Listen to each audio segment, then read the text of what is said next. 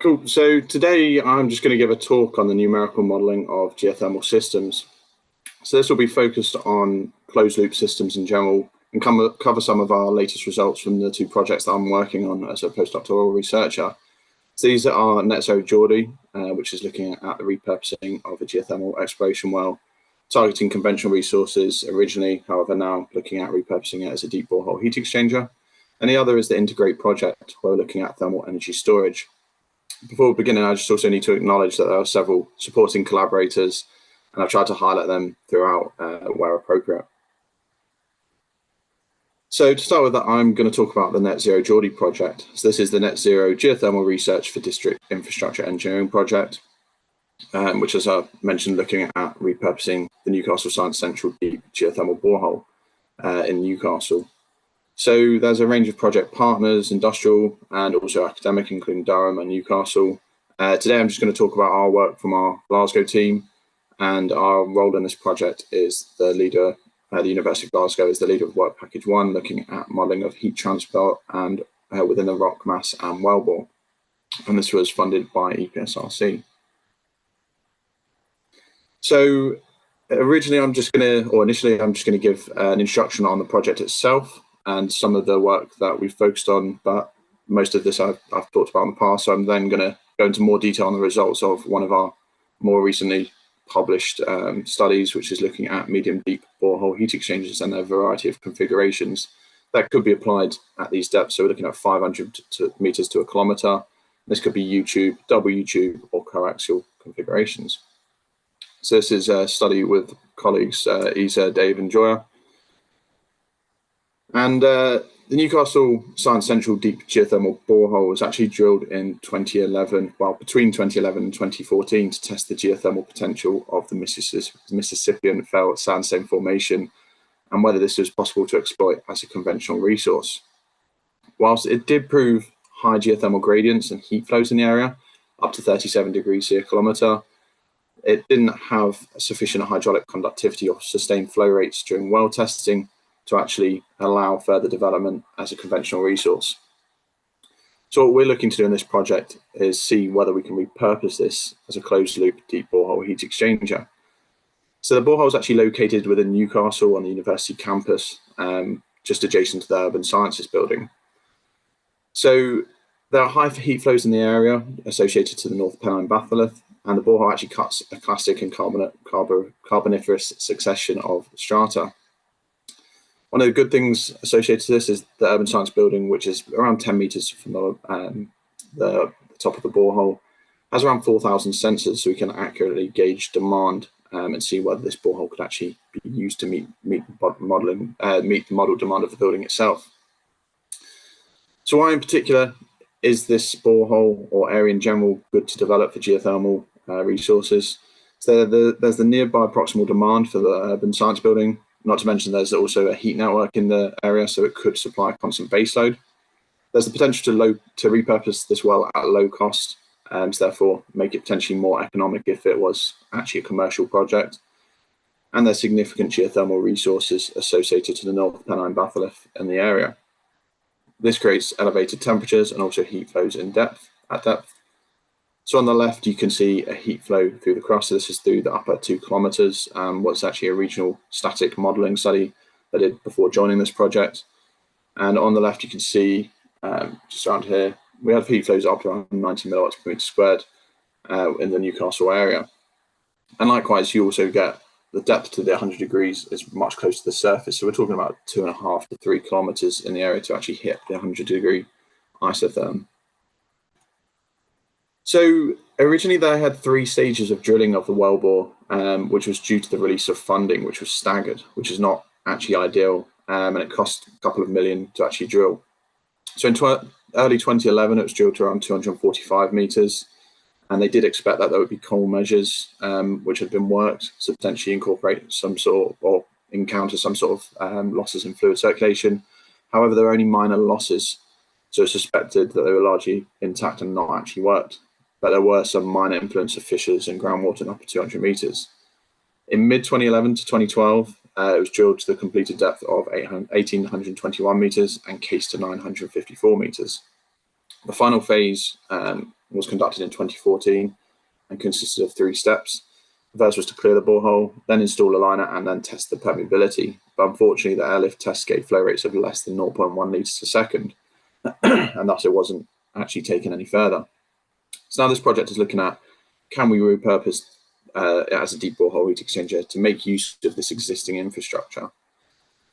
So the borehole heat exchanger itself would actually only be implemented to around 920 meters depth. And this is because of a Technosil tubing, which was inserted below this, which is around 4.5 inches diameter, which would create difficulties installing the coaxial pipe itself below this point, and potentially increase the hydraulic losses and potentially have a lower thermal gain, so it just not really be worthwhile.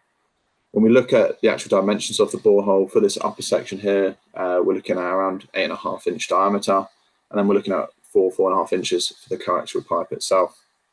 On the right of this diagram, you see the initial photo of the borehole being drilled itself. And in the insert of this is the current status of the wellhead, which is just within a concrete liner.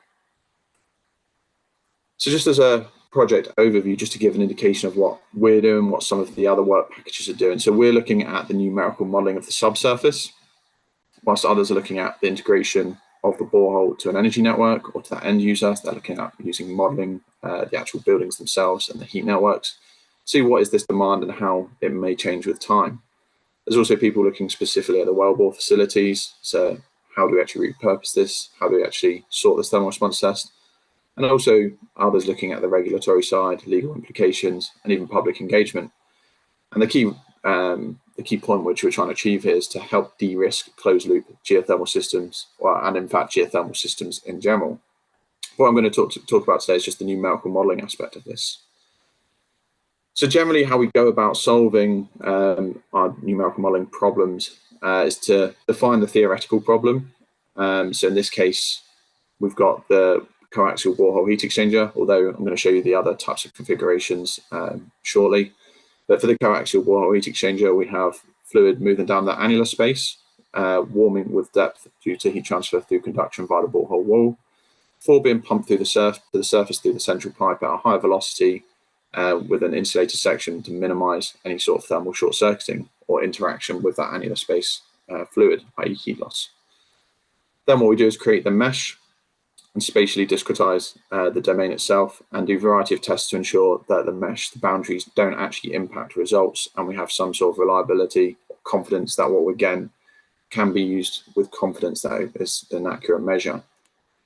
We then validate or benchmark the models. In this case, I'm going to show comparison against two sets of data today. However, we've also tested against a variety of commercial software such as T2L, FeeFlow, Earth Energy Designer.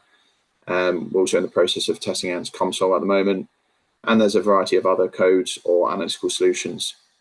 And generally, we ensure that there's a minimal discrepancy, particularly against data, which so far, unfortunately, has done. So we have pretty good confidence in the software that we use. We then run the model, interpret the data, and process the results. So we've done quite a bit so far. We've conducted a large amount of work on the deep borehole heat exchanger systems in general, and I've given a bit of an overview of this at the London 10th Geothermal Symposium. So I'm just going to briefly summarise at this point before going on to the key results that I'm going to discuss. So we've looked at how much heat we can extract at 920 metres for the system, operating at a constant heat load, and this is looking at around 50 kilowatts for the Newcastle area. And after passing through a heat pump, we're looking at around 65 kilowatts. Just to also note, there will be another paper coming out in Course Journal of Engineering Geology and Hydrogeology, which is looking at nomograms. So if you're interested in looking at how much heat you can confidently produce over a lifetime, this paper essentially describes the thermal yield that you can achieve at a range of depths and a range of thermal conductivities, and it is in fact online as the accepted version now. We've also looked at how groundwater flow impacts the system. So this is applying a regional Darcy velocity to the borehole and seeing, can we extract more heat? Essentially higher levels of groundwater velocity, take away that cool from the subsurface, which means you can extract more heat, but we're looking at pretty unlikely scenarios for the area. So in this case, it probably would have minimal impact. We've also looked at different modes of operation. So what if we wanted to actually meet building demand? So we've looked at constant heat load, i.e. you apply 50 kilowatts for the duration of the 20-year, 25-year lifetime. How much energy can we get and how much of the building demand can we meet? We've looked at meeting the demand directly, which also brings me on to the scalability. So how many boreholes would we actually need to do this? This looks like we need 4 or 5 borehole heat exchangers to a depth of just under 1 kilometre to meet the demand directly, purely because the conductive heat transfer limits the amount of heat you can actually extract out of the subsurface. We've also looked at the short-term response, so the thermal response testing. So this is really gearing up the models that we're planning to use if we obtain thermal response test data. But today what we're looking at is the different borehole heat exchanger configurations and how these could actually impact performance. So this study is actually based on a recent open access paper, which has been published in Geothermics. So it's free to look without paying a subscription fee. And what we're looking at is the coaxial configuration, which is what the planned use of the Newcastle Science Central Deep Geothermal Borehole is, which involves the pipe in pipe. So we have a concentric pipe in the center. You circulate fluid downwards through the annular space before pumping it to the surface. I also alluded to the U-tube and also the double U-tube configurations, which you can see in B and C as the cross sections. So this operates in a similar manner. So you inject cold fluid down the inlet pipe, extracting heat, warming with depth via conduction through the borehole wall before being pumped to the surface out the outlet. Similarly, the double U-tube operates in the same manner. However, there's 2 U-tubes within the actual borehole itself, and you can see the cross sections on the right in figure 6. The one thing to note within the study, the flow rate, if we're talking about flow rates with, say 2 litres a second, this is halved in the double U-tube configuration. So you have 1 litre a second in one U-tube and 1 litre a second in the other. So it's still maintaining the full mass flow rate. It's just split between each U-tube within the borehole itself. So we used OpenGeosys software to actually model the different scenarios within the study. And this uses the dual continuum method to analyze heat transfer, transient heat transfer in the subsurface. So you end up having a series of 1D line elements within the center of the domain, which is highlighted in blue on the figure on the right. And then the geological domain is the second continuum, which again is just looking at conductive heat transfer. So there's no groundwater flow in the study. And then these are coupled through thermal resistances. In terms of pressure change, the model doesn't account for pressure change at the moment using this method. So we've used a simple Darcy-Weisbach approximation to look at the pressure drop within the different borehole heat exchangers. In terms of the model setup, we're looking at homogeneous geology, 5 litres a second circulation rate. And this has been determined from some of our past studies, which have been looking at the optimum flow rate for this sort of depth to ensure that there's a high coefficient of performance. And then we've also got a thermal conductivity of 2.5 watts per meter Kelvin, general depth of 800 meters, and also 25-year simulation time. So rather than operate based on a heat load and a delta between the inlet and the outlet, we're using a constant inlet temperature for the 25-year simulation time of 5 degrees. The reason is this is so that we can actually measure the difference in the specific heat extraction rate between the different types of configuration. So we can confidently say one exchange is more heat than the other, or is more efficient at extracting heat, I should say. The things that we've looked at testing the flow rate, the thermal conductivity of the rock, the depth of the system, again, that 500 meters to 1 kilometer range, and also the shank spacing and pipe size. One of the key metrics we've defined at looking at how efficient these systems are operating is the PPR, which is essentially the ratio we've defined looking at the electrical pump consumption to the thermal power that a system can produce. Should also be noted in terms of the boundary condition, we've extended the mesh so that there's no thermal interactions with either the base or the lateral parts of the system, whilst the surface is set at a fixed constant temperature at 10 degrees. So we've validated the models against 2 sets of real data, both within which are available in the public domain. So we've got the U-tube lab sandbox experiment, which is from Beer et al. In 2011. So a heat input of 1 kilometer was used over an 18-meter length sandbox, and the results are highlighted in the top right. So generally, we have a pretty good match here. So the blue is the real data, and the red is the OpenGeosys results. And generally, this is within 0.15 degrees C of the data itself. So we have pretty good confidence that can model U-tube systems very efficiently. We've also looked at the actual coaxial system and comparing this to a 188-metre long borehole with a heat input of just over 6 kilowatts from the Kuno and Palm, with further data in Bir et al. One thing to mention that the raw data for the transient results is actually not available with the publication, just a static profile at 63 hours was. So what we've done is run the simulation, as you can see in part A of figure 9, for the duration, and just shown a screenshot through at 63 hours. And again, within 0.15 degrees C of the raw data, so we have pretty good confidence compared to the actual results. I should also note, actually, for the coaxial configuration, the flow rate is actually reversed using the CXC configuration. So this is coaxial pipe with a centered inlet, i.e. the flow is through the central pipe and the outlet is through the annular space. So what are the key results for this? So as you can see in figure 10A, for the initial comparison, you have a rapid decline in temperature. So we're almost trending towards that 5-degree inlet.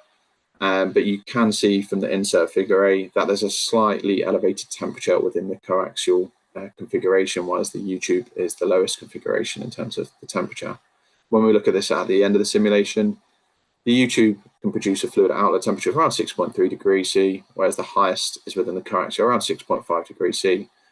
So what we can say, if we depth average the actual heat extraction rate, if you've got the highest heat extraction rate of 39.1 watts per meter in the coaxial configuration and the lowest in the single U-tube at 32.8 watts per meter. One of the reasons for this is because of the lower borehole thermal resistance in the coaxial system. So therefore, it's more efficient at actually extracting heat. So you can see this in figure B. So there's a massive gain in terms of heat on the way down. So in this downwards shank for the coaxial system, in contrast to the U-tube and double U-tube systems.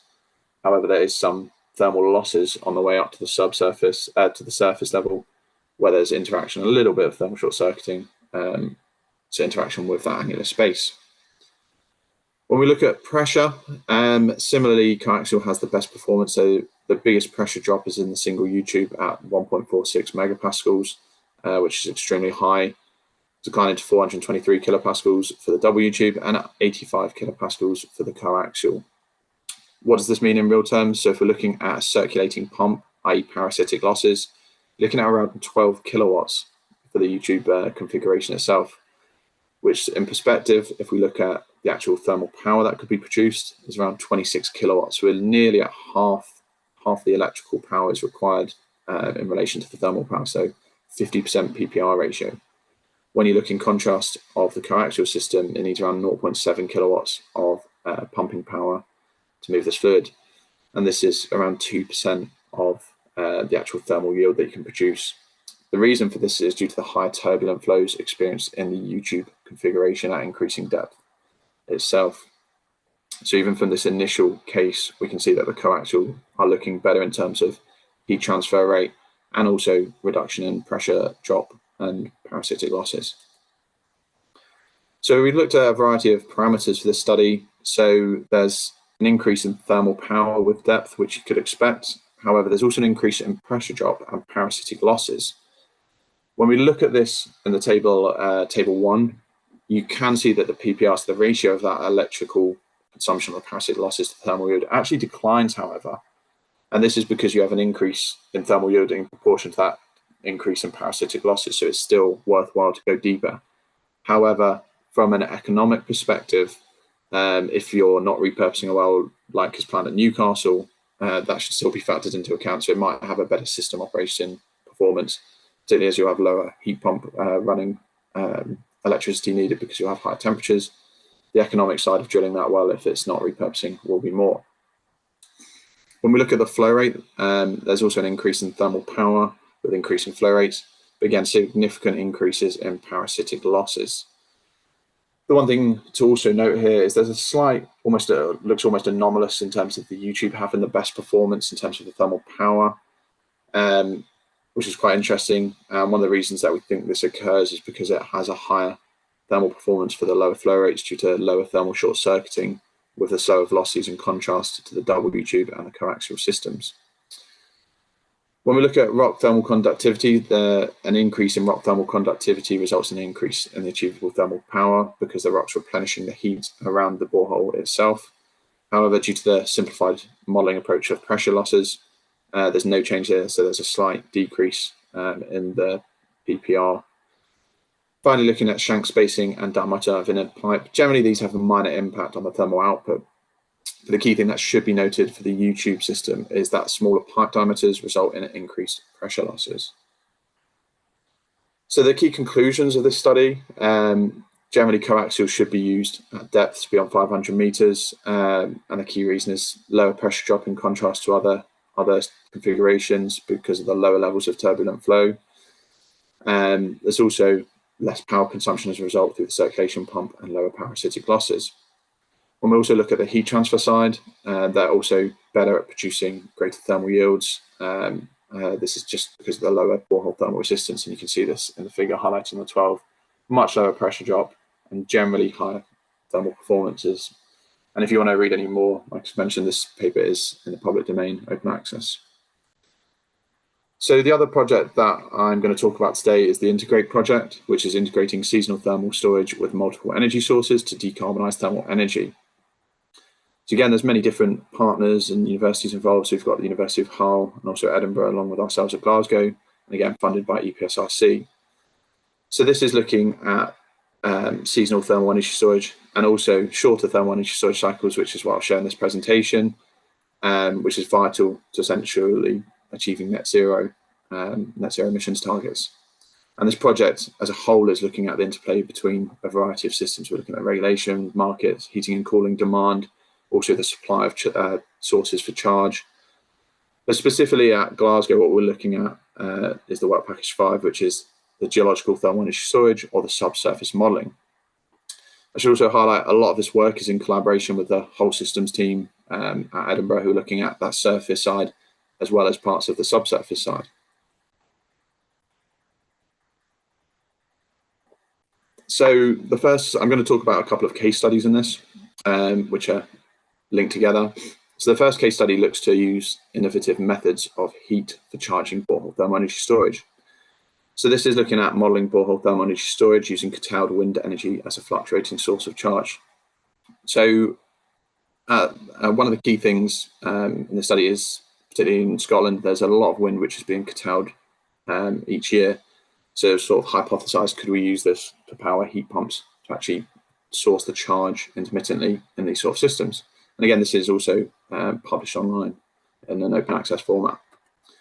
So firstly, the basics of what is borehole thermal energy storage. So in its simplest form, it's heat stored underground using shallower closed loop systems, like the YouTube configuration we just talked about.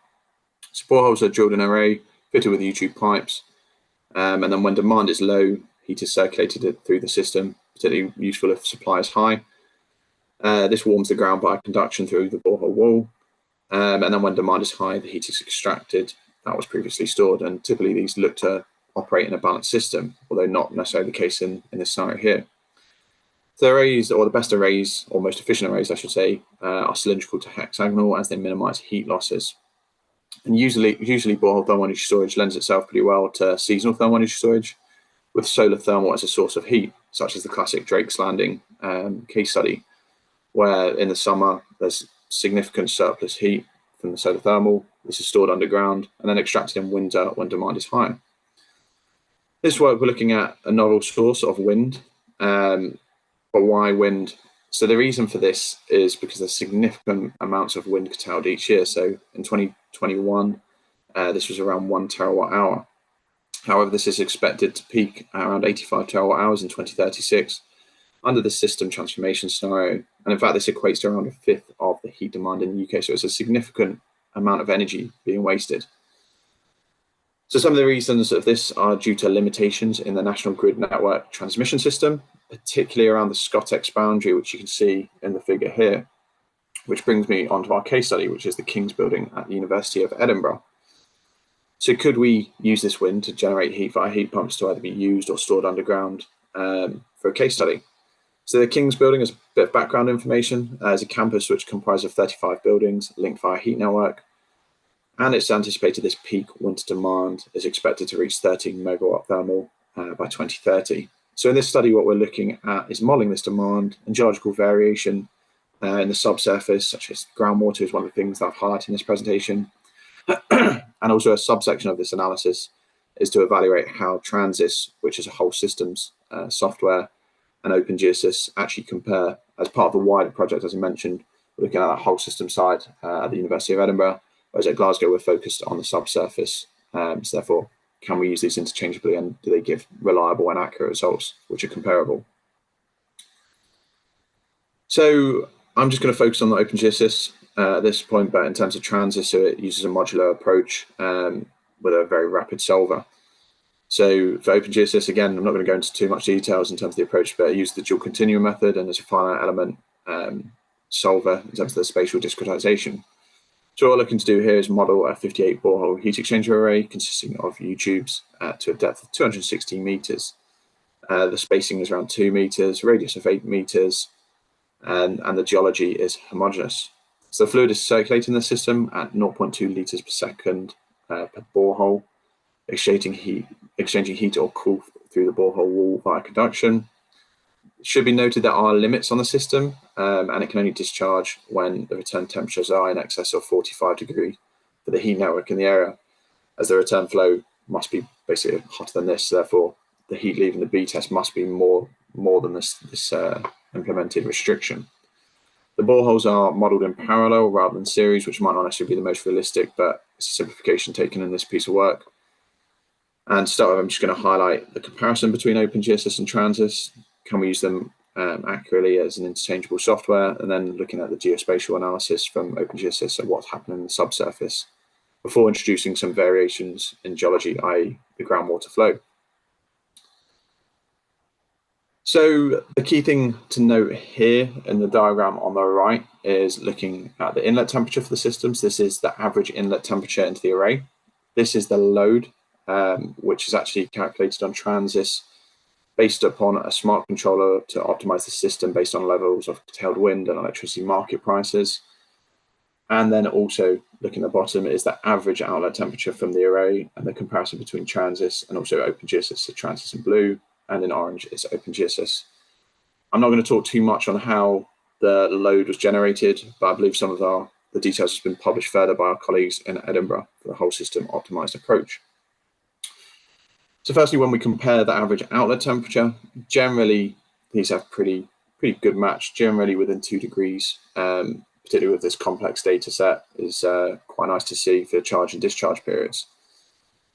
When we look at the system in general, so the first year is dominated by charge, and this is due to that limitation of the 45-degree minimum temperature in the heat network.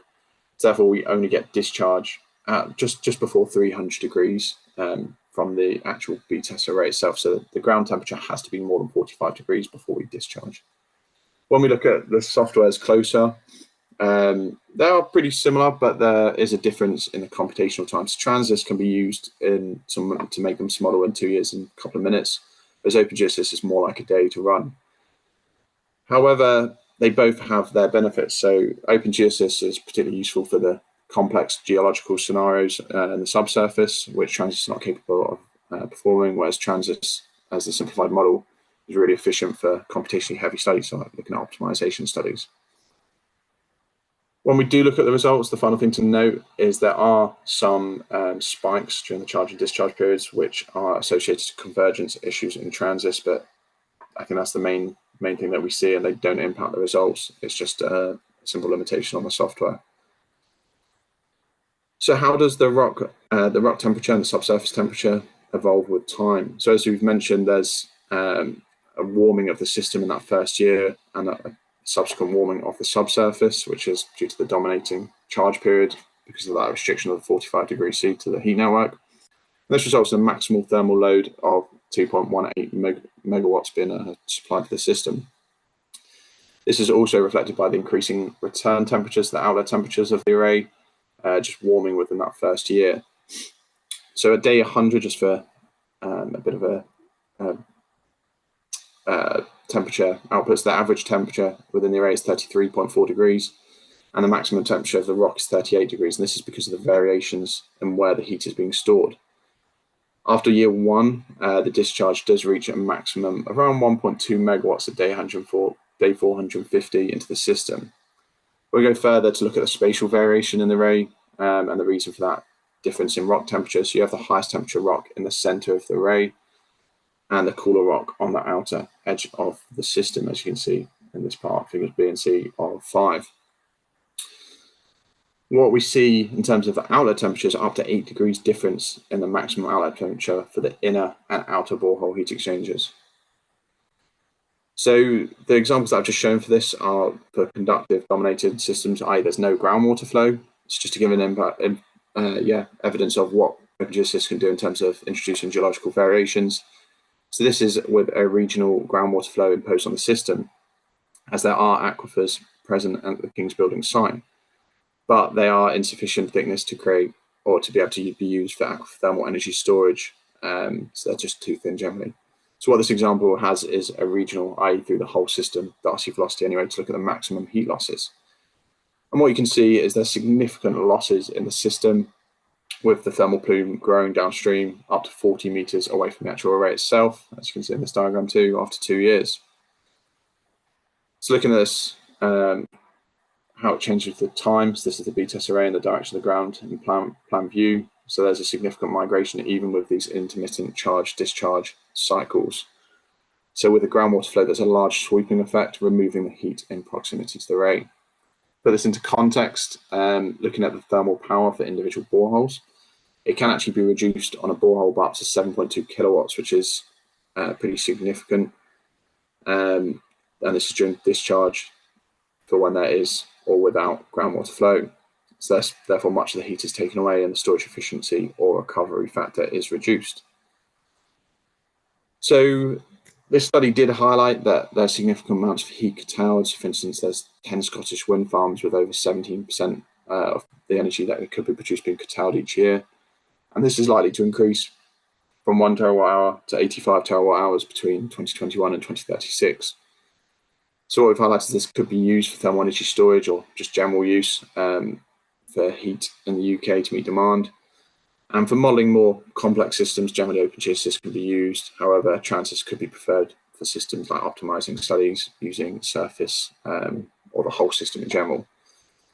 One of the key things actually that I've not touched upon is for the system here, generally the recovery factors could be over 70% on the efficiency of the system, which is far higher than that of conventional systems such as Drake's Landing, which typically rely on that 50 to 60% storage efficiency or recovery factor range. However, the other thing to note is there's no preheat for this either, so we've not even reached that quasi-steady state period, so there could be even higher recovery factors. So what this led us to thinking is how or why are there such an increase in recovery factors, and how can we systematically look at how the storage efficiency is impacted by these shorter cycle durations, which brings us on to one of our most recent studies, which is led by Thibault at the University of Edinburgh, and there's a preprint available and it's currently submitted at a journal. So what we're looking at here is systematically varying that cycle duration. So we start at that seasonal thermal energy storage, i.e. a 12-month discharge cycle duration, and then halving it each time. So we'll have 6 months of charge, 6 months of discharge, and that's 1 12-month, then halving that to 6 months, i.e. 3 months charge, 3 months discharge, and so forth. So we have a similar setup to the last study, but with far more boreholes. So this is 240 borehole. So we're looking at a large borehole thermal energy storage in this study, operating a slightly shallower depth of 68 meters. But we are using a simplified approach. We've not got a massive variety in that inlet temperature or the actual load itself. So what we're doing is imposing a constant inlet temperature of 60 degrees during charge and 40 degrees during discharge. We preheat the ground in the system for a 2-year period until it reaches a 50-degree average rock temperature. This is also reflected within the boreholes with the temperature also trending to this. Then we perform a charge-discharge cycle, as I mentioned, starting at 12 months, and then reducing by 50% each time. And again, there are parts of this that was taken on OpenGeoSys and also parts as Transys, just for the rapid computational times. Key thing to also note is that it's a slightly higher flow rate in the system of 0.3 kilograms per second, and the boreholes are connected in parallel. On this diagram, there's also a red line, which is just to highlight one of the cross sections later, and this is where this is taken through the system itself. So the shorter cycles yield higher recovery factors due to the increased efficiency of energy injection and extraction compared to the thermal losses. So therefore, there's a higher recovery efficiency. When talking about the recovery factor, so we're looking at the heat extracted over an annual cycle divided by the heat recharged over an annual cycle. So that's the shorter cycles that we look at. Generally allow higher amounts of charge and discharge per year without increasing the thermal losses. So there's higher energy densities within the system. And what you can see in the diagram on the right is actually operated over 5 and 20 years. So at 5 years, they're lower than the actual recovery factors at 20 years because the system's still warming. So why is this? So when we investigate the subsurface on Geodesys, we can actually see for the warmer cycles, there is time for the heat to dissipate or conduct through the actual rock. So looking at the two diagrams, so this is during charge and this is during discharge, and it's a cross-sectional profile through the rocks, and the red indicates a 12-month cycle duration. So this essentially shows all the rock in between the boreholes, which are located at these points, has warmed to that temperature. Whereas the shorter cycle duration, the inlet temperature, whilst it's still trending towards that 60 degree, the actual rock in between is still, even at the shortest duration, at 50 degrees, so that quasi-steady state heat temperature. So this essentially creates a higher temperature differential between the heat transfer fluid of the borehole at this point and the surrounding rock, increasing the rate of charge. So you have a much greater amount of energy that can actually be injected into the system. When looking at the cycle length as well, it also doesn't appear to impact the propagation of heat around the array. So as you can see, after 25 meters, all the different cycle durations as them actually aligns. So what this indicates is that the heat loss or thermal losses from the arrays are similar. So there's minimal difference in the actual thermal losses. So therefore, this creates an increase of the rate of charge to the losses for the shorter cycles.